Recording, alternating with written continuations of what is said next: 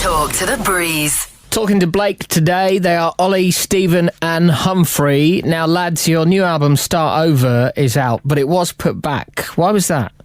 Various things. Because we just couldn't decide on which songs we wanted to put on it. We've been making this album for about 3 centuries now, about 3 years.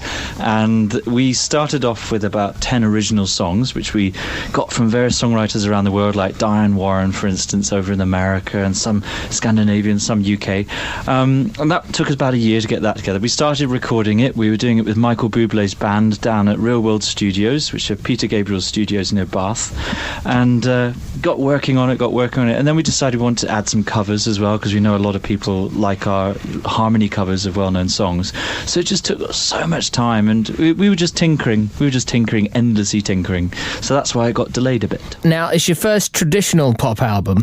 Was it harder to put together than the others? Yeah, it was in a word. That sounded because there was a lot of challenges which we weren't used to. We first of all started working with this American team, and producer Mark Swirsky and Steve Greenwell, who work with people like Joss Stone a lot and deal with music which was not completely familiar to us. And this album is very much a departure for us in many ways. It's an original pop harmony album. There's nothing classical about it, nothing that was particularly familiar. So it was a challenge. It was a challenge vocally. It was a challenge in the way that we made the album, because it was far more organic. When we do our other albums, you sort of arrange them, you do the vocal harmonies, you go in and record.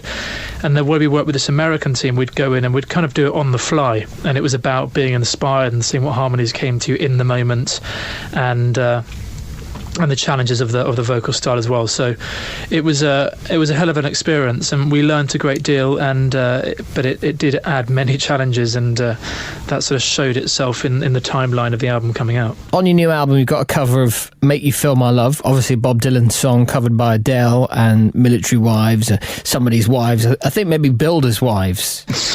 Yours? I don't have a wife. Have they done it? Somebody got hold of it. Bringing it out? Yeah, No, Readers' Wives. It's soon to come out. We listened to the Adele version. We love the Adele version. We listened to the original, and we enjoy that as well. But we were the first to take it. I mean, this is 3 years ago.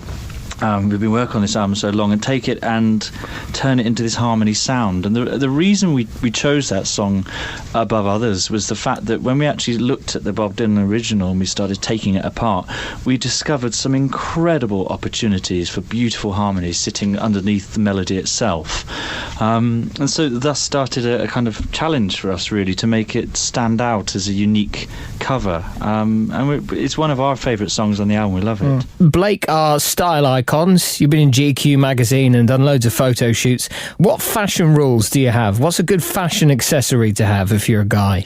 Good brown shoes. A really good fitting pair of jeans. I think that's one of the... As you travel around the world, I mean, if you go to other countries, some get it better than others, but really good jeans, because I know a lot of people, they just go to, I don't know, whatever nameless shop we can't mention that's very, very, very cheap, where their stuff's made in some country by people with very small hands, and then you basically you notice it does not fit right at all. So just go out, spend 80 quid and get a really good pair of jeans, and women will like your bum a lot better. Right, well, let me get some waist sizes. What are your waist sizes? Humphrey, I'm 32.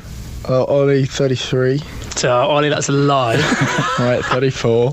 Really? 5. There we go. You're getting And, 34. And I've got the teeniest one of all. I'm 31. Wow, what is it that keeps you so slender? Have you always been stress? Yeah. Making an album. Making an album for 3 years.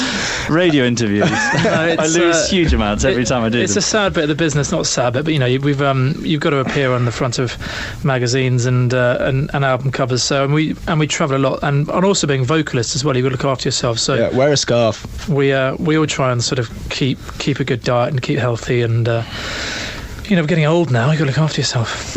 Well, speak for yourself, mate. You're on a long UK tour right now. How do the three of you keep busy on the road? Genuinely, radio. It's the one thing whenever we're travelling up and down the length and breadth of the UK, and we do a lot of touring, we do anything up to 50, 60 shows a year. in the UK, and if you haven't got a radio on in the car, you kind of lose a connection to what's going on during that day. You just got to listen to as much music as possible. That's my one motto for life. Listen to everything and try everything. Hear more of the names you love online anytime at thebreeze.com.